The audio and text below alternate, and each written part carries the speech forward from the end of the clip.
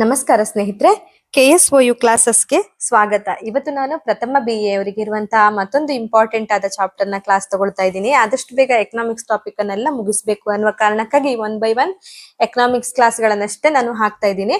ಇದಾದ ನಂತರ ಬೇರೆ ಉಳಿದ ಎಲ್ಲಾ ಸಬ್ಜೆಕ್ಟ್ ಗಳಲ್ಲಿರುವಂತಹ ಇಂಪಾರ್ಟೆಂಟ್ ಟಾಪಿಕ್ ಗಳನ್ನು ಕೂಡ ಹಾಕ್ತೀನಿ. ದಯವಿಟ್ಟು ಯಾವ ವಿದ್ಯಾರ್ಥಿಗಳು ಕೂಡ ಬರೀ ಎಕನಾಮಿಕ್ಸ್ ಅನ್ನೇ ಹಾಕ್ತಾ ಇದಾರಲ್ಲ ಅಂತ ಅನ್ಕೊಂಡು ನೆಗ್ಲೆಕ್ಟ್ ಮಾಡಬೇಡಿ. ಎಲ್ಲ ಚಾಪ್ಟರ್ನು ಆದಷ್ಟು ಬೇಗ ಅಪ್ಲೋಡ್ ಮಾಡ್ತೀನಿ. ಇನ್ನೇನು ಒಂದು 3-4 ಟಾಪಿಕ್ ಹಾಕಿದ್ರೆ ಎಕನಾಮಿಕ್ಸ್ ಫಿನಿಶ್ ಆಗುತ್ತೆ. ಇಂಪಾರ್ಟೆಂಟ್ ಚಾಪ್ಟರ್ನೆಲ್ಲ ಹಾಕಿರೋದು ಫಿನಿಶ್ ಆಗುತ್ತೆ. ಇನ್ನು ಕೆಲವೊಂದು ಇಂಪಾರ್ಟೆಂಟ್ಸ್ ಇದೆ, ನೀವು ಸಮಯ ಇದ್ದವರು ಬುಕ್ ಇದ್ದವರು ಓದ್ಕೊಳ್ಳಿ.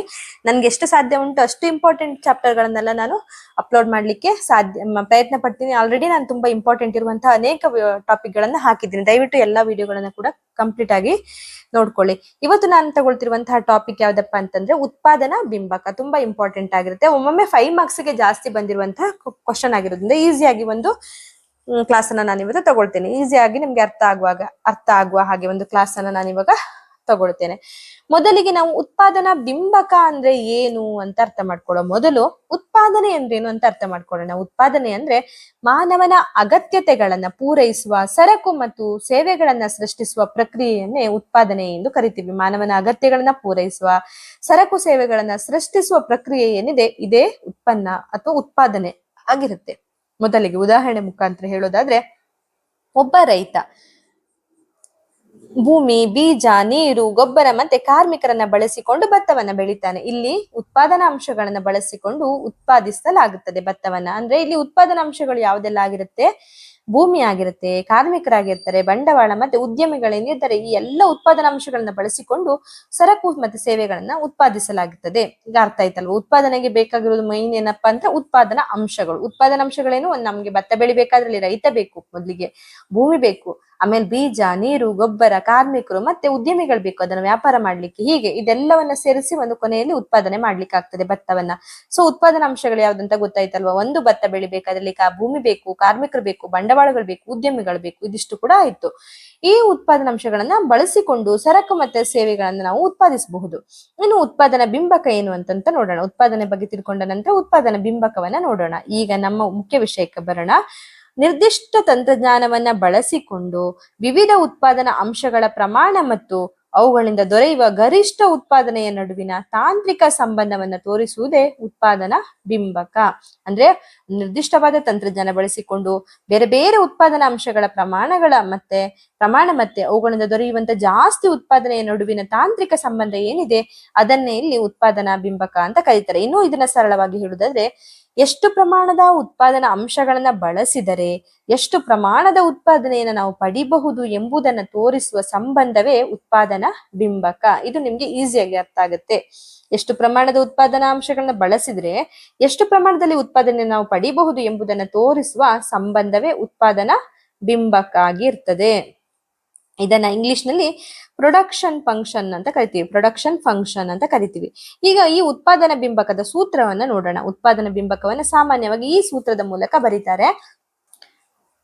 Q = F ಬ್ರಾಕೆಟ್ ಅಲ್ಲಿ LKNE ಅಂದ್ರೆ ಇದನ್ನ ನೀವು ಕೂಡ ಬರೀರಿ. ಈ ಒಂದು ಸೂತ್ರವನ್ನ ಬರೀರಿ. ಅದೆಲ್ಲ ಬರ್ದಾಗ ನೀವು ಎಕ್ಸ್ಪ್ಲೇನ್ ಮಾಡ್ತಾ ಹೋದಾಗ ನಿಮ್ಗೆ ಮಾರ್ಕ್ಸ್ ಜಾಸ್ತಿ ಸಿಗಲಿಕ್ಕೆ ಸಾಧ್ಯ ಆಗ್ತದೆ. ಉತ್ಪಾದನಾ ಬಿಂಬಕವನ್ನ ಈ ಸೂತ್ರದ ಮೂಲಕ ಬರೀತಾರೆ ಅಂತ ಹೇಳಿ Q = F ಹಾಕಿ ಬ್ರಾಕೆಟ್ ಅಲ್ಲಿ LKNE. ಇಲ್ಲಿ Q ಅಂದ್ರೆ ಉತ್ಪಾದನೆಯ ಪ್ರಮಾಣವಾಗಿರ್ತದೆ. Q ಅಂದ್ರೆ L ಅಂದ್ರೆ ಲೇಬರ್, ಕಾರ್ಮಿಕನಾಗಿರ್ತಾರೆ. ಇಲ್ಲಿ K ಅಂದ್ರೆ ಬಂಡವಾಳ ಆಗಿರುತ್ತೆ. ಇಲ್ಲಿ N ಅಂದ್ರೆ ಭೂಮಿ ಮತ್ತೆ ನೈಸರ್ಗಿಕ ಸಂಪನ್ಮೂಲಗಳು ಆಗಿರುತ್ತೆ. E ಅಂದ್ರೆ ಇಲ್ಲಿ ಉದ್ಯಮಶೀಲತೆ ಆಗಿರುತ್ತೆ. ಇದಿಷ್ಟನ್ನು ನೀವು ನೆನ್ಪಿಟ್ಕೊಳ್ಬಹುದು. ಇದನ್ನ ಬೇಕಾದ್ರೆ ನಿಮ್ಗೆ ನೆನ್ಪಿಟ್ಕೊಳ್ಳಿಕ್ಕೆ ಈಸಿಯಾಗಿ ಉತ್ಪಾದನೆಯ ಪ್ರಮಾಣ ಒಂದು ಕ್ವಾಂಟಿಟಿ ಎಷ್ಟು ಅಂತ. L ಅಂದ್ರೆ ಲೇಬರ್ ಆಗಿರ್ತಾರೆ. ಇದು ಬಂಡವಾಳ ಒಂದು ಕ್ಯಾಪಿಟಲ್ ಆಗಿರುತ್ತೆ. ಇಲ್ಲಿ C ಬರ್ಬೇಕು, K ಇದೆ. ನೀವು ನೆನ್ಪಿಟ್ಕೊಳ್ಬೋಲಿಕ್ಕೆ ಒಂದು ಸುಲಭವಾಗಿ ಆಗಿರ್ಲಿ ಅಂತ ಹೇಳೋದಕ್ಕೆ ಕ್ಯಾಪಿಟಲ್ ಅದು K ಹಾಕಿದ್ದಾರೆ. ಇನ್ನು N ಅಂದ್ರೆ ನೇಚರ್ ಅಂತ ತಗೊಳ್ಳಿ, ಭೂಮಿ ಅಥವಾ ನೈಸರ್ಗಿಕ ಸಂಪನ್ಮೂಲಗಳು. ಇನ್ನು ಉದ್ಯಮಶೀಲತೆ, ಆಂಟರ್ಪ್ರಿನರ್ಶಿಪ್ ಏನಿದೆ, ಉದ್ಯಮಶೀಲತೆ ಇದೆಯಲ್ವಾ ಅದು. ಈಗ ಇಲ್ಲಿ ಅದರ ಸೂತ್ರ ಏನು? Q = F ಬ್ರಾಕೆಟ್ ಅಲ್ಲಿ LKNE ಅಂತ ನೀವು ಇದಿಷ್ಟನ್ನ ಬರೆದು ಎಕ್ಸ್ಪ್ಲೇನ್ ಮಾಡ್ತಾ ಹೋಗಿ. ಅಂದ್ರೆ ಉತ್ಪಾದನಾ ಪ್ರಮಾಣವು ಉತ್ಪಾದನಾ ಅಂಶಗಳ ಪ್ರಮಾಣವನ್ನ ಅವಲಂಬಿಸ್ತಿರ್ತದೆ. ನಿಮ್ಗೆ ಗೊತ್ತಾಗುತ್ತಲ್ಲ. ಈ Q ಅಂದ್ರೆ ಉತ್ಪಾದನಾ ಪ್ರಮಾಣ ಆಗಿರುತ್ತೆ. ಇದು ಉತ್ಪಾದನಾ ಅಂಶಗಳೇನಿದೆ, ಲೇಬರು, ಕಾರ್ಮಿಕರು, ಬಂಡವಾಳ, ಭೂಮಿ, ಇದನ್ನೆಲ್ಲ ಉದ್ಯಮಶೀಲತೆ, ಆಂಟರ್ಪ್ರಿನರ್ ಏನಿದ್ದಾರೆ ಇವರಿಷ್ಟು ಜನರನ್ನ ಕೂಡ ಇದು ಒಳಗೊಂಡಿರ್ತದೆ. ಅದಿಷ್ಟಿದ್ರು ಕೂಡ ಒಂದು ಉತ್ಪಾದನೆ ಮಾಡ್ಲಿಕ್ಕೆ ನಮ್ಗೆ ಸಾಧ್ಯ ಆಗ್ತದೆ. ಉತ್ಪಾದನೆಯ ಪ್ರಮಾಣವು ಉತ್ಪಾದನಾ ಅಂಶಗಳ ಪ್ರಮಾಣವನ್ನ ಅವಲಂಬಿಸಿರ್ತದೆ. ಇದಿಷ್ಟು ನಿಮ್ಗೆ ಸೂತ್ರದ ಮೂಲಕ ಅರ್ಥ ಆಗ್ತದೆ. ಇದಕ್ಕೆ ಒಂದು ಸರಳವಾದ ಉದಾಹರಣೆಯನ್ನು ಕೊಡುವುದಾದ್ರೆ, ಒಬ್ಬ ರೈತನನ್ನ ತೆಗೆದುಕೊಳ್ಳೋಣ. ಅವನ ಬಳಿ 1 ಎಕರೆ ಭೂಮಿ ಇದೆ. ಅವನ ಕಾರ್ಮಿಕರ ಸಂಖ್ಯೆನ ಹೆಚ್ಚಿಸ್ತಾನೆ. ಒಬ್ಬ ಕಾರ್ಮಿಕನಿದ್ದಾಗ 10 ಚೀಲ ಉತ್ಪಾದನೆ ಆಗುತ್ತೆ. ಇನ್ನು ಇಬ್ಬರು ಬಂದಾಗ 18 ಚೀಲ ಉತ್ಪಾದನೆ ಆಗುತ್ತೆ. 3 ಕಾರ್ಮಿಕರು ಬಂದಾಗ 25 ಚೀಲ ಉತ್ಪಾದನೆ ಆಗುತ್ತೆ. 4 ಕಾರ್ಮಿಕರು ಬಂದಾಗ 30 ಚೀಲ ಉತ್ಪಾದನೆ ಆಗ್ತದೆ. ಇಲ್ಲಿ ಕಾರ್ಮಿಕರ ಸಂಖ್ಯೆಯನ್ನು ಬದಲಾಯಿಸಿದಾಗ ಉತ್ಪಾದನೆಯ ಪ್ರಮಾಣವು ಕೂಡ ಬದಲಾಗ್ತದೆ. ಅಂದ್ರೆ ಉತ್ಪಾದನಾ ಅಂಶಗಳನ್ನು ಹೆಚ್ಚಿಸ್ತಾ ಹೋದಾಗೆ ಉತ್ಪಾದನೆಗಳು ಕೂಡ ಜಾಸ್ತಿ ಆಗ್ತದೆ ಎನ್ನುವುದನ್ನ ನಾವಿಲ್ಲಿ ಅರ್ಥ ಮಾಡ್ಕೊಳ್ಬಹುದು. ಈ ಉತ್ಪಾದನಾ ಅಂಶಗಳು ಮತ್ತೆ ಉತ್ಪಾದನೆಯ ನಡುವಿನ ಸಂಬಂಧವೇ ಉತ್ಪಾದನಾ ಬಿಂಬಕ ಆಗಿರುತ್ತೆ. ಈಗ ನಿಮ್ಗೆ ಈಗ ಈಸಿಯಾಗಿ ಅರ್ಥ ಆಗಿರುತ್ತೆ. ಇನ್ನು ಉತ್ಪಾದನಾ ಬಿಂಬಕಗಳ ಮುಖ್ಯ ಲಕ್ಷಣಗಳನ್ನು ನೋಡುವುದಾದ್ರೆ, ಉತ್ಪಾದನಾ ಬಿಂಬಕಗಳಲ್ಲಿ ಮೊದಲನೆಯದು ತಾಂತ್ರಿಕ ಸಂಬಂಧವನ್ನ ತೋರಿಸ್ತದೆ. ಅಂದ್ರೆ ಉತ್ಪಾದನಾ ಅಂಶಗಳು ಉತ್ಪಾದನೆಯ ನಡುವಿನ ತಾಂತ್ರಿಕ ಸಂಬಂಧವನ್ನ ಇಲ್ಲಿ ವಿವರಿಸ್ತವೆ. 2, ನಿರ್ದಿಷ್ಟ ತಂತ್ರಜ್ಞಾನವನ್ನ ಆಧರಿಸ್ತದೆ. ತಂತ್ರಜ್ಞಾನ ಬದಲಾದ ಉತ್ಪಾದನಾ ಬಿಂಬಕ್ಕೂ ಬದಲಾಗ್ತದೆ. ಅಂದ್ರೆ ಈಗ ನಾವು ಒಳ್ಳೆ ತಂತ್ರಜ್ಞಾನಗಳನ್ನು ಬಳಸುವುದರಿಂದ ಜಾಸ್ತಿ ಉತ್ಪಾದನೆಗಳನ್ನ ಪಡಿಬಹುದು. ಆಗ ಬಿಂಬಕವು ಕೂಡ ಬದಲಾವಾಗ್ತದೆ. ಇನ್ನು ಕಡಿಮೆ ಮಾಡಿದ್ರೆ ಅಲ್ಲಿ ಕಡಿಮೆ ಉತ್ಪಾದನೆ ಆಗ್ತದೆ. ಇದನ್ನೆಲ್ಲ ಅರ್ಥ ಮಾಡ್ಕೊಳ್ಬಹುದು. ಮೊದಲನೆಯದು ತಾಂತ್ರಿಕ ಸಂಬಂಧ ತೋರಿಸಿದೆ. 2ನೇಯದು ನಿರ್ದಿಷ್ಟ ತಂತ್ರಜ್ಞಾನವನ್ನ ಅವಲಂಬಿಸ್ತದೆ.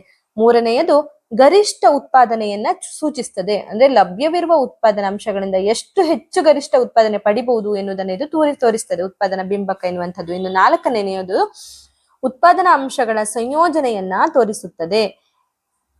ಭೂಮಿ, ಕಾರ್ಮಿಕ, ಬಂಡವಾಳವನ್ನ ಯಾವ ಪ್ರಮಾಣದಲ್ಲಿ ಬಳಸಿದರೆ ಎಷ್ಟು ಉತ್ಪಾದನೆಯನ್ನ ಪಡಿಬಹುದು ಎಂದು ಅರ್ಥ ಮಾಡ್ಕೊಳ್ಳಿಕ್ಕೆ ಇದು ಸಹಾಯ ಮಾಡುತ್ತೆ. ಅಂದ್ರೆ ಈ ಒಂದು ಉತ್ಪಾದನಾ ಬಿಂಬಕ ಏನಿದೆ, ಎಷ್ಟು ಬಂಡವಾಳನ ಹಾಕಿದ್ರೆ ಅಥವಾ ಎಷ್ಟು ಕಾರ್ಮಿಕಗಳನ್ನ ಜಾಸ್ತಿ ಮಾಡಿದ್ರೆ, ಭೂಮಿ ಹೆಚ್ಚುವರಿ ಆಗಿದ್ರೆ, ಎಷ್ಟು ಪ್ರಮಾಣವನ್ನ ಬಳಸಿದ್ರೆ ಅದರಿಂದ ಹೆಚ್ಚು ಉತ್ಪಾದನೆ ಎಷ್ಟು ಪಡಿಬಹುದು ಎನ್ನುವುದನ್ನ ನಮ್ಗೆ ಇಲ್ಲಿ ತೋರಿಸ್ತದೆ ಎನ್ನುವುದು ಇದೊಂದು ಲಕ್ಷಣ ಆಗಿರ್ತದೆ. 4ನೇದು ಅಂದ್ರೆ ಉತ್ಪಾದನಾ ಅಂಶಗಳ ಸಂಯೋಜನೆಯನ್ನು ತೋರಿಸ್ತದೆ ಅಂತ. ಈ ಅಲ್ಪಾವಧಿಯ ಉತ್ಪಾದನಾ ಬಿಂಬಕ ಎನ್ನುವಂತ ಕಾನ್ಸೆಪ್ಟ್ ಇದರಲ್ಲಿ ಬರುತ್ತೆ. ಉತ್ಪಾದನಾ ಬಿಂಬಕದಲ್ಲಿ ಅಲ್ಪಾವಧಿ ಉತ್ಪಾದನಾ ಬಿಂಬಕ ಅಂತ ಬರುತ್ತೆ. ಅದೇನಂತ ನೋಡೋಣ. ಉತ್ಪಾದನಾ ಬಿಂಬಕವನ್ನ ಮುಖ್ಯವಾಗಿ ಅಲ್ಪಾವಧಿ ಬಿಂಬಕ ಮತ್ತೆ ದೀರ್ಘಾವಧಿ ಬಿಂಬಕ ಅಂತ ನೋಡ್ತಾರಂತೆ. 2 ವಿಂಗಡಣೆಗಳಿರುತ್ತೆ ಇದರಲ್ಲಿ. ಅಲ್ಪಾವಧಿಯಲ್ಲಿ ಕೆಲವು ಉತ್ಪಾದನಾಂಶಗಳು ಸ್ಥಿರವಾಗಿರ್ತದೆ, ಕೆಲವು ಅಂಶಗಳು ಬದಲಾಗಿರುತ್ತದೆ. ಉದಾಹರಣೆಗೆ, ಒಂದು ಸಣ್ಣ ಕಾರ್ಖಾನೆಯಲ್ಲಿ ಕಟ್ಟಡ ಮತ್ತೆ ಯಂತ್ರಗಳು ಸ್ಥಿರವಾಗಿರುತ್ತೆ, ಆದ್ರೆ ಕಾರ್ಮಿಕರ ಸಂಖ್ಯೆನ ಹೆಚ್ಚು ಕಡಿಮೆ ಮಾಡಬಹುದು. ಗೊತ್ತಾಯ್ತಲ್ಲ. ಹೀಗೆ ಅಲ್ಪಾವಧಿ ಉತ್ಪಾದನಾ ಬಿಂಬಕ ಅಂದ್ರೆ ಏನು? ಉತ್ಪಾದನಾ ಅಂಶಗಳು ಸ್ಥಿರವಾಗಿರ್ತದೆ, ಅಂದ್ರೆ ಅಲ್ಲಿ ಕಟ್ಟಡ ಸೇಮ್ ಇರುತ್ತೆ, ಯಂತ್ರಗಳು ಅದೇ ಆಗಿರುತ್ತೆ, ಅಲ್ಲಿ ಬರುವಂತ ಜನಸಂಖ್ಯೆ ಜಾಸ್ತಿ ಇರ್ತಾರೆ, ಅಂದ್ರೆ ಕಾರ್ಮಿಕರ ಸಂಖ್ಯೆ ಜಾಸ್ತಿ ಹೆಚ್ಚು ಕಡಿಮೆ ಇರುತ್ತಲ್ವಾ. ಇದನ್ನೇ ಇಲ್ಲಿ ಅಲ್ಪಾವಧಿಯ ಉತ್ಪಾದನಾ ಬಿಂಬಕ ಅಂತ ಹೇಳ್ತಾರೆ. ಅಂದ್ರೆ ಗೊತ್ತಾಯ್ತಲ್ಲ, ಕಾರ್ಖಾನೆ ಅಂದ್ರೆ ಉತ್ಪಾದನಾ ಅಂಶ ಸೇಮ್ ಇರುತ್ತೆ, ಅಂದ್ರೆ ಕಾರ್ಖಾನೆ ಅದೇ ಇರುತ್ತೆ, ಕಟ್ಟಡ ಅದೇ ಇರುತ್ತೆ ಅಥವಾ ಯಂತ್ರಗಳದೇ ಇರುತ್ತೆ, ಸಂಖ್ಯೆಗಳು ಮಾತ್ರ ಕಾರ್ಮಿಕರದ್ದು ಹೆಚ್ಚು ಕಡಿಮೆ ಆಗಿರ್ತದೆ. ಇದನ್ನ ಅಲ್ಪಾವಧಿ ಉತ್ಪಾದನಾ ಬಿಂಬಕ ಅಂತ ಕರಿತೀವಿ. ಹೀಗಾಗಿ ಅಲ್ಪಾವಧಿಯಲ್ಲಿ ಸ್ಥಿರ ಅಂಶ ಮತ್ತೆ ಚರ ಅಂಶ ಈಕ್ವಲ್ ಟು ಉತ್ಪಾದನೆ. ಸ್ಥಿರವಾಗಿರುವ ಅಂಶಗಳು ಬದಲಾವಣೆ ಆಗಿರುವಂತಹ ಅಂಶಗಳು ಈಕ್ವಲ್ ಟು ಉತ್ಪಾದನೆ ಆಗಿರುತ್ತೆ ಅಲ್ಪಾವಧಿ ಬಿಂಬಕದಲ್ಲಿ. ಇಲ್ಲಿ ಒಂದು ಅಂಶವನ್ನ ಬದಲಾಯಿಸುತ್ತಾ ಹೋದಾಗ ಉತ್ಪಾದನೆಯಲ್ಲಿ ಹೇಗೆ ಬದಲಾವಣೆ ಆಗುತ್ತೆ ಎನ್ನುವುದನ್ನ ಅಧ್ಯಯನ ಮಾಡ್ತೇವೆ ನಾವು ಈ ಒಂದು ಅಲ್ಪಾವಧಿ ಉತ್ಪಾದನಾ ಬಿಂಬಕದಲ್ಲಿ.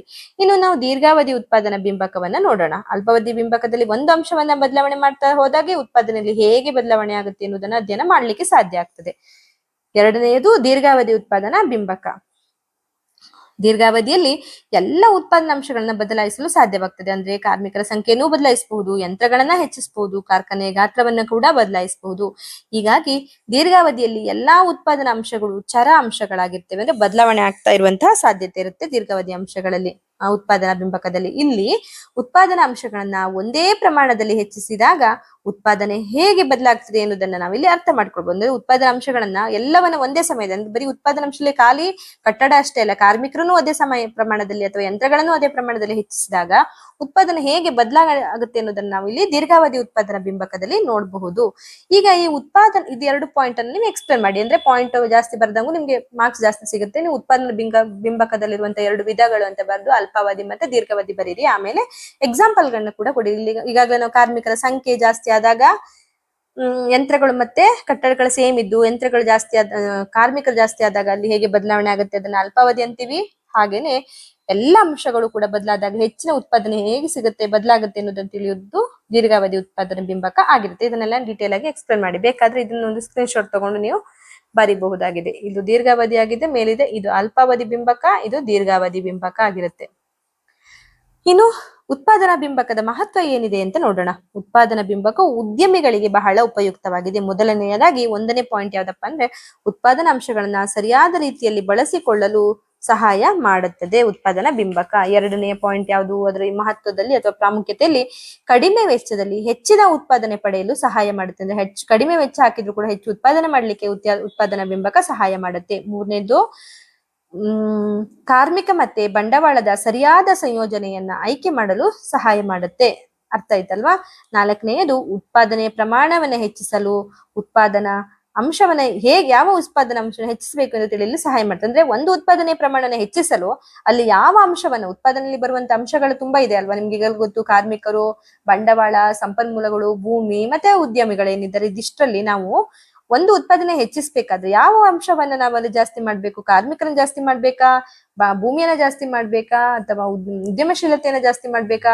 ಇದೆಲ್ಲವನ್ನ ನಮ್ಗೆ ತಿಳ್ಕೊಳ್ಳಿಕ್ಕೆ ಈ ಒಂದು ಉತ್ಪಾದನಾ ಬಿಂಬಕ ಎನ್ನುವಂಥದ್ದು ಸಹಾಯ ಮಾಡುತ್ತೆ. ಇನ್ನು ಉತ್ಪಾದನಾ ಬಿಂಬಕ ಮತ್ತೆ ಉತ್ಪಾದನಾ ವೆಚ್ಚವನ್ನ ನೋಡೋಣ. ಉತ್ಪಾದನಾ ಬಿಂಬಕವು ಉತ್ಪಾದನೆಗೆ ಬೇಕಾದ ಅಂಶಗಳ ಪ್ರಮಾಣವನ್ನ ತಿಳಿಸ್ತದೆ. ಉತ್ಪಾದನಾ ಬಿಂಬಕ ಉತ್ಪಾದನೆಗೆ ಬೇಕಾದ ಅಂಶಗಳ ಪ್ರಮಾಣ. ಉತ್ಪಾದನಾ ಅಂಶಗಳು ಯಾವುದು? ಭೂಮಿ, ಕಾರ್ಮಿಕರು, ಬಂಡವಾಳ, ಏನು ಉದ್ಯಮಿಗಳು ಏನಿದ್ದಾರೆ, ಇವರೆಲ್ಲರೂ ಉತ್ಪಾದನಾ ಅಂಶಗಳು. ಇಲ್ಲಿ ಉತ್ಪಾದನಾ ಬಿಂಬಕ ಉತ್ಪಾದನೆಗೆ ಬೇಕಾದ ಅಂಶಗಳ ಇವರ ಪ್ರಮಾಣವನ್ನ ವಿವರಿಸ್ತದೆ. ಇನ್ನು ಉತ್ಪಾದನಾ ಅಂಶಗಳಿಗೆ ಹಣ ಪಾವತಿಸಿದಾಗ ಉತ್ಪಾದನಾ ವೆಚ್ಚ ಉಂಟಾಗ್ತದೆ. ಅಂದ್ರೆ ಆ ಉತ್ಪಾದನಾ ಅಂಶಗಳೇನಿದ್ದಾರೆ ಅವಕ್ಕೆಲ್ಲ ನಾವು ಹಣ ಕೊಟ್ಟಾಗ, ಅಂದ್ರೆ ಕಾರ್ಮಿಕರಿಗೆ ಹಣ ಕೊಟ್ಟಾಗ ಅಥವಾ ಭೂಮಿಗೆ, ಬಂಡವಾಳಗಳಿಗೆ, ಉದ್ಯಮಿಗಳಿಗೆ ಹಣವನ್ನ ಕೊಟ್ಟಾಗ ಇಲ್ಲಿ ಏನಾಗುತ್ತೆ? ಹಣ ಪಾವತಿಸಿದಾಗ ಅಲ್ಲಿ ಉತ್ಪಾದನೆಗೆ ಒಂದು ವೆಚ್ಚ ಅನ್ನುವಂಥದ್ದು ಕಾನ್ಸೆಪ್ಟ್ ಅಲ್ಲಿ ಉಂಟಾಗ್ತದೆ. ಹೀಗಾಗಿ ಉತ್ಪಾದನಾ ಬಿಂಬಕವನ್ನ ಅರ್ಥ ಮಾಡಿಕೊಳ್ಳಲು ಉತ್ಪಾದನಾ ವೆಚ್ಚವನ್ನ ಅರ್ಥ ಮಾಡಿಕೊಳ್ಳಲು ಕೂಡ ಸಹಾಯ ಮಾಡ್ತದೆ. ಈ ಒಂದು ಕೊನೆಯ ಒಂದು ಲಕ್ಷಣಗಳೇನಂತಂದ್ರೆ, ನಾವು ಉತ್ಪಾದನಾ ಬಿಂಬಕವನ್ನ ಅರ್ಥ ಮಾಡ್ಕೊಳ್ಬೇಕಾದ್ರೆ ಉತ್ಪಾದನಾ ವೆಚ್ಚವನ್ನ ಕೂಡ ಇಲ್ಲಿ ಅರ್ಥ ಮಾಡ್ಕೊಳ್ಬೇಕಾಗತ್ತೆ. ಅವು ಎರಡು ಕೂಡ ಒಂದಕ್ಕೊಂದು ಅವಲಂಬಿತವಾಗಿರುತ್ತೆ. ಸೊ ಉಪಸಂಹಾರ ಅಥವಾ ಒಂದು ಕೊನೆಗೆ ಕನ್ಕ್ಲೂಷನ್ ಕೊಡೋದಾದ್ರೆ, ಕೊನೆಯದಾಗಿ ಉತ್ಪಾದನಾ ಅಂಶಗಳ ವಿವಿಧ ಪ್ರಮಾಣವನ್ನ ಬಳಸಿಕೊಂಡು ಗರಿಷ್ಠ ಪ್ರಮಾಣದ ಉತ್ಪಾದನೆಯನ್ನು ಹೇಗೆ ಪಡಿಬಹುದು ಎಂಬ ತಾಂತ್ರಿಕ ಸಂಬಂಧವನ್ನು ತೋರಿಸುವುದೇ ಉತ್ಪಾದನಾ ಬಿಂಬಕ. ಅಂದ್ರೆ ಉತ್ಪಾದನಾ ಅಂಶಗಳ ವಿವಿಧ ಪ್ರಮಾಣವನ್ನ ಬಳಸಿಕೊಂಡು ಹೆಚ್ಚು ಪ್ರಮಾಣದ ಉತ್ಪಾದನೆ ನಾವು ಹೇಗೆ ಪಡಿಬಹುದು ಎಂದು ತಾಂತ್ರಿಕವಾಗಿ ಅದರ ಸಂಬಂಧವನ್ನು ತೋರಿಸುವಂತಹ ಒಂದು ಕಾನ್ಸೆಪ್ಟ್ ಏನಿದೆ, ಅದೇ ಇಲ್ಲಿ ಉತ್ಪಾದನಾ ಬಿಂಬಕ ಆಗಿರುತ್ತೆ. ಇಲ್ಲಿ ಉತ್ಪಾದನಾ ಬಿಂಬಕ ಅಂದಾಗ ನೀವು ಹೆಂಗ್ ನೆನ್ಪಿಟ್ಕೊಳ್ಳಿಕ್ಕೆ ಈಸಿ ಅಂದ್ರೆ, ಉತ್ಪಾದನಾ ಅಂಶಗಳು ಈಕ್ವಲ್ ಟು ಉತ್ಪಾದನೆ. ಉತ್ಪಾದನಾ ಅಂಶಗಳು ಯಾವುದು? ಈ ಎರಡರ ನಡುವಿನ ಈಗ ಉತ್ಪಾದನಾ ಅಂಶಗಳನ್ನ ಬಳಸಿದಾಗ ಬರುವಂತ ಔಟ್ಪುಟ್ ಏನಿದೆ ಅದು ಉತ್ಪಾದನೆ ಆಗಿರುತ್ತೆ. ಈ ಎರಡರ ಉತ್ಪಾದನಾ ಅಂಶಗಳು ಮತ್ತೆ ಉತ್ಪಾದನೆ ನಡುವಿನ ತಾಂತ್ರಿಕ ಸಂಬಂಧವನ್ನ ಸೂಚಿಸುವುದೇ ಉತ್ಪಾದನಾ ಬಿಂಬಕ ಆಗಿರುತ್ತೆ. ತುಂಬಾ ಈಸಿ ಇದೆ. ನೀವು ಇಲ್ಲಿ ಮೇನ್ ನೆನ್ಪಿಟ್ಕೊಳ್ಬೇಕಾಗಿರುವಂತ ವಿಷಯ ಏನಪ್ಪಾ ಅಂತಂದ್ರೆ, ಫಸ್ಟ್ ಉತ್ಪಾದನೆ ಅಂದ್ರೇನು ಅರ್ಥ ಮಾಡ್ಕೊಳ್ಳಿ, ಆಮೇಲೆ ಉತ್ಪಾದನಾ ಅಂಶಗಳನ್ನ ಅರ್ಥ ಮಾಡ್ಕೊಳ್ಳಿ. ಈ ಉತ್ಪಾದನಾ ಅಂಶಗಳಿಂದ ಬರುವಂತಹ ಈ ಉತ್ಪಾದನಾ ಅಂಶಗಳು ಮತ್ತೆ ಉತ್ಪಾದನೆಯ ನಡುವೆ ತಾಂತ್ರಿಕ ಸಂಬಂಧ ಏನಿದೆ ಅದೇ ಉತ್ಪಾದನಾ ಬಿಂಬಕ ಆಗಿರುತ್ತೆ. ಸೊ ಇದನ್ನ ಎಕ್ಸಾಮ್ಗೆ ಬಂದಾಗ ನೀವು ಯಾವ ತರ ಬರೀಬೇಕು? ಫಸ್ಟ್ ಉತ್ಪಾದನೆಯ ಬಗ್ಗೆ ಬರೀರಿ, ಆಮೇಲೆ ಉತ್ಪಾದನಾ ಅಂಶಗಳನ್ನ ನೀವು ಬರೀರಿ, ಆಮೇಲೆ ಉತ್ಪಾದನಾ ಬಿಂಬಕ ಅಂದ್ರೇನು ಅಂತ ಬರೀರಿ. ಎಷ್ಟು ಪ್ರಮಾಣದ ಉತ್ಪಾದನಾಂಶಗಳನ್ನ ಬಳಸಿದ್ರೆ ಎಷ್ಟು ಪ್ರಮಾಣದಲ್ಲಿ ಉತ್ಪಾದನೆಯನ್ನು ಪಡಿಬಹುದು ಎಂಬುದನ್ನು ತೋರಿಸುವ ಸಂಬಂಧವೇ ಉತ್ಪಾದನಾ ಬಿಂಬಕ ಆಗಿರುತ್ತೆ. ಇದನ್ನ ಪ್ರೊಡಕ್ಷನ್ ಫಂಕ್ಷನ್ ಅಂತ ಕರೀತಾರೆ ಇಂಗ್ಲಿಷ್ ಅಲ್ಲಿ. ಆಮೇಲೆ ಉತ್ಪಾದನಾ ಬಿಂಬಕದ ಸೂತ್ರವನ್ನ ಬರೆದು ಅದನ್ನ ಎಕ್ಸ್ಪ್ಲೇನ್ ಮಾಡಿ. Q equal to F in bracket LKNE. ಅಂದ್ರೆ Q ಅಂದ್ರೆ ಉತ್ಪಾದನೆಯ ಪ್ರಮಾಣ, L ಅಂದ್ರೆ ಕಾರ್ಮಿಕ, K ಅಂದ್ರೆ ಬಂಡವಾಳ, N ಅಂದ್ರೆ ಭೂಮಿ, E ಅಂದ್ರೆ ಉದ್ಯಮಶೀಲತೆ. ಇದನ್ನ ನೆನ್ಪಿಟ್ಕೊಳ್ಳಿಕ್ಕೆ ನಾನು ಈಗಾಗಲೇ ಆಕ್ಚುಲಿ ಹೇಳ್ಕೊಟ್ಟಿದ್ದೆ. ಅಂದ್ರೆ ನಂದೊಂದು ಈಸಿಯಾಗಿ ನೆನ್ಪಿಟ್ಕೊಳ್ಳುವಂತ ಕಾನ್ಸೆಪ್ಟ್ ಅದಾಗಿರುತ್ತೆ. ಅಂದ್ರೆ Q ಅಂದ್ರೆ ಕ್ವಾಂಟಿಟಿ, ಉತ್ಪಾದನೆ ಪ್ರಮಾಣ, ಎಲ್ ಅಂದ್ರೆ ಲೇಬರ್ ಕಾರ್ಮಿಕ, ಕೆ ಅಂದ್ರೆ ಬಂಡವಾಳ. ನಿಮ್ ನೆನ್ಪಿಟ್ಕೊಳ್ಳಿಕ್ಕೆ ಕೆ ಇಂಗ್ಲಿಷ್ ಅಲ್ಲಿ ಏನು ಕ್ಯಾಪಿಟಲ್, ಸಿ ಅಂತ ಬರುತ್ತೆ. ಆಕ್ಚುಲಿ ನೀವು ಇಲ್ಲಿ ಕೆ ನೇ ನೆನ್ಪಿಟ್ಕೊಳ್ಳಿ, ಕ್ಯಾಪಿಟಲ್ ಕೆ ಅಂತ ಅನ್ಕೊಳ್ಳಿ, ಬಂಡವಾಳ ಆಗಿರುತ್ತೆ. ಎನ್ ಅಂದ್ರೆ ಈಗ ನೈಸರ್ಗಿಕ ಸಂಪನ್ಮೂಲಗಳು, ನೇಚರ್ಗೆ ಸಂಬಂಧಪಟ್ಟಿರೋದು, ಸೊ ಎನ್ ಅಂತ ಅನ್ಕೊಳ್ಳಿ. ಇ ಅಂದ್ರೆ ಆಂಟರ್ಪ್ರಿನರ್, ಉದ್ಯಮಶೀಲತೆ ಅಂತ ನೆನ್ಪಿಟ್ಕೊಳ್ಳಿ. ಸೊ ಅದಿಷ್ಟು ನಾವು ಒಂದು ಸೂತ್ರದ ಮೂಲಕ ಎಕ್ಸ್ಪ್ಲೇನ್ ಮಾಡಿ ಅದನ್ನ ಮಾಡಿದ್ರೆ ಒಳ್ಳೆ ಮಾರ್ಕ್ಸ್ ತೆಗಿಲಿಕ್ಕೆ ಸಾಧ್ಯ ಆಗ್ತದೆ. ಆಮೇಲೆ ಇದಕ್ಕೊಂದು ಎಕ್ಸಾಂಪಲ್ ನ ಕೊಟ್ಕೊಳ್ಳಿ. ಅಂದ್ರೆ ಒಂದು ಸರಳ ಉದಾಹರಣೆಯನ್ನು ಕೊಟ್ಟು ಕಾರ್ಮಿಕರನ್ನ ಬದಲಾಯಿಸ್ತಾ ಹೋದಾಗೆ ಅಲ್ಲಿ ಎಷ್ಟು ಉತ್ಪಾದನೆ ಜಾಸ್ತಿ ಆಗ್ತದೆ ಅದ್ರ ನಡುವೆ ಒಂದು ಸಂಬಂಧ ಏನಿದೆ ಅದೇ ಉತ್ಪಾದನಾ ಬಿಂಬಕ ಆಗಿರುತ್ತೆ ಅಂತ ಬರೀರಿ. ಆಮೇಲೆ ಉತ್ಪಾದನಾ ಬಿಂಬಕದ ಲಕ್ಷಣಗಳನ್ನ ಬರೀತೀನಿ. ಒಂದು, ತಾಂತ್ರಿಕ ಸಂಬಂಧ ಸೂಚಿಸ್ತದೆ. 2, ನಿರ್ದಿಷ್ಟ ತಂತ್ರಜ್ಞಾನವನ್ನ ಆಧರಿಸ್ತದೆ. 3, ಗರಿಷ್ಠ ಉತ್ಪಾದನೆಯನ್ನು ಸೂಚಿಸ್ತದೆ. 4, ಉತ್ಪಾದನಾ ಅಂಶಗಳ ಸಂಯೋಜನೆಯನ್ನ ತೋರಿಸುತ್ತದೆ. ಆಮೇಲೆ ಅಲ್ಲಿ ಉತ್ಪಾದನಾ ಬಿಂಬಕದಲ್ಲಿ 2 ಕಾನ್ಸೆಪ್ಟ್ ಬರುತ್ತೆ, ವಿಧಗಳು ಬರುತ್ತೆ. ಒಂದು ಅಲ್ಪಾವಧಿ, ಇನ್ನೊಂದು ದೀರ್ಘಾವಧಿ. ಅಲ್ಪಾವಧಿಯಲ್ಲಿ ಏನಾಗುತ್ತೆ, ಒಂದು ಅಂಶಗಳನ್ನ ಮಾತ್ರ ಬದಲಾಯಿಸ್ತಾ ಹೋಗ್ತಾರೆ. ಅಂದ್ರೆ ಕಟ್ಟಡ ಅಥವಾ ಯಂತ್ರಗಳೆಲ್ಲ ಅದೇ ಇರುವಾಗ ಕಾರ್ಮಿಕರ ಸಂಖ್ಯೆಯನ್ನು ಮಾತ್ರ ಹೆಚ್ಚು ಮಾಡಿದು ಹೋದಾಗೆ ಅಲ್ಲಿ ಹೇಗೆ ಬದಲಾವಣೆ ಆಗ್ತದೆ ಅನ್ನೋದನ್ನ ನಾವು ನೋಡ್ಕೋಬಹುದು. ಅಂದ್ರೆ ಸ್ಥಿರ ಪ್ಲಸ್ ಚರ ಈಕ್ವಲ್ ಟು ಉತ್ಪಾದನೆ, ಸ್ಥಿರಾಂಶ ಪ್ಲಸ್ ಚರಾಂಶ ಪ್ಲಸ್ ಉತ್ಪಾದನೆ. ಇನ್ನು ದೀರ್ಘಾವಧಿಯಲ್ಲಿ ಏನಾಗುತ್ತೆ, ಎಲ್ಲ ಅಂಶಗಳನ್ನು ಬದಲಾವಣೆ ಮಾಡ್ತಾರೆ. ಉತ್ಪಾದನಾ ಅಂಶದಲ್ಲಿ ಕಾರ್ಮಿಕರು ಎಷ್ಟು ಬದಲಾಯಿತು ಅಷ್ಟೇ ಪ್ರಮಾಣದಲ್ಲಿ ಯಂತ್ರಗಳನ್ನ ಬದಲಾಯಿಸ್ತಾರೆ ಅಥವಾ ಭೂಮಿಯನ್ನ ಬದಲಾಯಿಸ್ತಾರೆ. ಆಗ ಎಷ್ಟು ಉತ್ಪಾದನೆಯನ್ನ ಪಡಿಬಹುದು ಎಂದು ಅರ್ಥ ಮಾಡ್ಕೊಳ್ಳಿಕ್ಕೆ ಸಾಧ್ಯ ಆಗ್ತದೆ. ಇದಿಷ್ಟನ್ನ ಬರೆದ ನಂತರ ನೀವು ಕೊನೆಯಲ್ಲಿ ಉತ್ಪಾದನಾ ಬಿಂಬಕ ಮತ್ತೆ ಉತ್ಪಾದನಾ ಬಿಂಬಕದ ಮಹತ್ವವನ್ನ ಬರೀಬೇಕಾಗ್ತದೆ. ಅಂದ್ರೆ ಉದ್ಯಮಗಳಿಗೆ ಉಪಯುಕ್ತವಾಗಿದೆ, ಮತ್ತೆ ಕಡಿಮೆ ವೆಚ್ಚದಲ್ಲಿ ಹೆಚ್ಚು ಉತ್ಪಾದನೆ ಮಾಡಲು ಸಹಾಯ ಆಗುತ್ತೆ. ಹಾಗೇನೆ ಕಾರ್ಮಿಕ ಮತ್ತೆ ಬಂಡವಾಳದ ಸರಿಯಾದ ಸಂಯೋಜನೆಯನ್ನು ಅರ್ಥ ಮಾಡಲು ಸಹಾಯ ಆಗುತ್ತೆ. 4, ಉತ್ಪಾದನೆಯ ಪ್ರಮಾಣವನ್ನು ಹೆಚ್ಚಿಸಲು ಯಾವ ಉತ್ಪಾದನಾಂಶವನ್ನು ಹೆಚ್ಚಿಸಬೇಕು ಎನ್ನುವುದನ್ನು ತಿಳಿಯಲು ಸಹಾಯ ಮಾಡುತ್ತೆ. ಕೊನೆಯಲ್ಲಿ ಉತ್ಪಾದನಾ ಬಿಂಬಕ ಮತ್ತೆ ಉತ್ಪಾದನಾ ವೆಚ್ಚವನ್ನ ಬರಿಬೇಕಾಗ್ತದೆ. ಉತ್ಪಾದನಾ ಬಿಂಬಕ ಅಂದ್ರೆ ಉತ್ಪಾದನೆಗೆ ಬೇಕಾಗುವ ಅಂಶಗಳ ಪ್ರಮಾಣವನ್ನ ವಿವರಿಸ್ತದೆ. ಉತ್ಪಾದನಾ ಅಂಶಗಳಿಗೆ ಹಣ ಪಾವತಿಸಿದಾಗ ಇಲ್ಲಿ ಉತ್ಪಾದನಾ ವೆಚ್ಚ ಉಂಟಾಗ್ತದೆ. ಹೀಗಾಗಿ ಉತ್ಪಾದನಾ ಬಿಂಬಕವನ್ನ ಅರ್ಥ ಮಾಡಿಕೊಳ್ಳಲು ಉತ್ಪಾದನಾ ವೆಚ್ಚವನ್ನ ಅರ್ಥ ಮಾಡಿಕೊಳ್ಳಲು ಕೂಡ ಇದು ಸಹಾಯ ಮಾಡುತ್ತೆ. ಕೊನೆಯಲ್ಲಿ ನೀವು ನೆನ್ಪಿಟ್ಕೊಳ್ಳಿಕ್ಕೆ ಈಸಿಯಾಗಿ ಉತ್ಪಾದನಾ ಅಂಶಗಳ ವಿವಿಧ ಪ್ರಮಾಣವನ್ನ ಬಳಸಿಕೊಂಡು ಗರಿಷ್ಠ ಉತ್ಪಾದನೆಯ ಹೇಗೆ ಪಡಿಬಹುದು ಎಂಬುದನ್ನ ತಾಂತ್ರಿಕ ಸಂಬಂಧವನ್ನ ಸೂಚಿಸುವುದೇ ಉತ್ಪಾದನಾ ಬಿಂಬಕ ಆಗಿದೆ. ಅಂದ್ರೆ ಉತ್ಪಾದನಾ ಅಂಶಗಳು ಈಕ್ವಲ್ ಟು ಉತ್ಪಾದನಾ ಅಂಶಗಳು ಪ್ಲಸ್ ಉತ್ಪಾದನೆಯ ತಾಂತ್ರಿಕ ಸಂಬಂಧವೇ ಉತ್ಪಾದನಾ ಬಿಂಬಕ. ಇದಿಷ್ಟು ಕೂಡ ಉತ್ಪಾದನಾ ಬಿಂಬಕಕ್ಕೆ ಸಂಬಂಧಿಸಿದ ಕ್ಲಾಸ್ ಆಗಿರುತ್ತೆ ಸ್ನೇಹಿತರೆ. ಈ ವಿಷಯದಲ್ಲಿ ನಿಮ್ಗೆ ಏನಾದ್ರೂ ಅರ್ಥ ಆಗದೇ ಇರುವಂತ ವಿಷಯಗಳಿದ್ರೆ ದಯವಿಟ್ಟು ನನಗೆ ಕಮೆಂಟ್ ಮೂಲಕ ತಿಳಿಸಿ, ನಾನು ಅದನ್ನ ಡೀಟೇಲ್ ಆಗಿ ನಿಮ್ಗೆ ಎಕ್ಸ್ಪ್ಲೇನ್ ಮಾಡ್ತೀನಿ. ಹಾಗೆ ಈ ಒಂದು ವಿಡಿಯೋದಲ್ಲಿ ನಿಮ್ಗೆ ಏನಾದ್ರೂ ಹೆಲ್ಪ್ ಆಗಿದ್ರೆ ದಯವಿಟ್ಟು ನನಗೆ ಕಮೆಂಟ್ ಮೂಲಕ ಅದನ್ನ ಕೂಡ ತಿಳಿಸಿ. ಯಾರೆಲ್ಲ ನನ್ನ ಚಾನೆಲ್ ನ ಸಬ್ಸ್ಕ್ರೈಬ್ ಮಾಡಿಲ್ಲ ದಯವಿಟ್ಟು ಚಾನೆಲ್ ನ ಸಬ್ಸ್ಕ್ರೈಬ್ ಮಾಡ್ಕೊಳ್ಳಿ. ಆದಷ್ಟು ಬೇಗ ಎಲ್ಲಾ ಇಂಪಾರ್ಟೆಂಟ್ ಕ್ಲಾಸ್ ಗಳನ್ನ ಹಾಕ್ಲಿಕ್ಕೆ ನಾನು ಪ್ರಯತ್ನ ಪಡ್ತೀನಿ. ಇನ್ನೇನು ಎಕನಾಮಿಕ್ಸ್ ಅಲ್ಲಿ ಇನ್ನೂ 5-6 ಚಾಪ್ಟರ್ಸ್ ಗಳಿವೆ ಇಂಪಾರ್ಟೆಂಟ್ ಆಗಿರುವಂತದ್ದು. ಹಾಗಾಗಿ ಮತ್ತೆ ಈ ಎಕನಾಮಿಕ್ಸ್ ಸ್ವಲ್ಪ ನಾವು ಅರ್ಥ ಮಾಡ್ಕೊಂಡಾಗೆ, ಈಗ ಬೇರೆ ಕನ್ನಡ ಹಿಸ್ಟ್ರಿಯನ್ನೆಲ್ಲ ಓದ್ಕೊಂಡಾಗೆ ಸ್ವಲ್ಪ ಈಸಿ ಇಲ್ಲದೆ ಇರುವಂತ ಕಾರಣಕ್ಕಾಗಿ ಕೆಲವರಿಗೆ ಎಕನಾಮಿಕ್ಸ್ ತುಂಬಾ ಕಷ್ಟ ಇದೆ ಅನ್ನುವಂತ ಅರ್ಥ ಮಾಡ್ಕೊಳ್ಳಿಕ್ಕೆ ಬುಕ್ ಅಲ್ಲಿರುವುದು ಕಷ್ಟ ಆಗುತ್ತೆ ಅಂತ ಹೇಳಿರುವಂತಹ ಕಾರಣಕ್ಕಾಗಿ ನಾನು ಸರಳವಾದ ಕನ್ನಡದಲ್ಲಿ ನಿಮ್ಗೆ ಇದನ್ನ ಅರ್ಥ ಮಾಡಿಸೋದಕ್ಕೋಸ್ಕರ 1 by 1 ಎಕನಾಮಿಕ್ಸ್ ಕ್ಲಾಸ್ ಅನ್ನಷ್ಟು ನಾನು ಹಾಕ್ತಿದ್ದೇನೆ. ಇನ್ನೊಂದು 2 ದಿನದಲ್ಲಿ ಎಕನಾಮಿಕ್ಸ್ ಎಲ್ಲ ಫಿನಿಶ್ ಆಗುತ್ತೆ. ಅದಾದ ನಂತರ ಬೇರೆ ಎಲ್ಲ ಕಾನ್ಸೆಪ್ಟ್ ಅನ್ನು ಯಾವ್ದೆಲ್ಲ ಚಾಪ್ಟರ್ ಮುಗಿಸಿಲ್ಲ ನಾನು 1 by 1 ಇಯರ್ ನ ಮುಗಿಸ್ತಾ ಇದ್ದೀನಿ. ಫಸ್ಟ್ ಇಯರ್ ಫಿನಿಶ್ ಮಾಡಿ ಆಮೇಲೆ ಸೆಕೆಂಡ್ ಇಯರ್ ಆಮೇಲೆ ಫೈನಲ್ ಇಯರ್ ಹಾಕೋಣ ಅಂತಿದ್ದೀನಿ. ಈಗಾಗಲೇ ಅನೇಕ ಕ್ಲಾಸ್ಗಳು ಪೆಂಡಿಂಗ್ ಇದೆ. ಆದಷ್ಟು ಬೇಗ ಎಲ್ಲವನ್ನ ಅಪ್ಲೋಡ್ ಮಾಡ್ಲಿಕ್ಕೆ ಟ್ರೈ ಮಾಡ್ತೀನಿ ಸ್ನೇಹಿತರೆ. ಧನ್ಯವಾದಗಳು.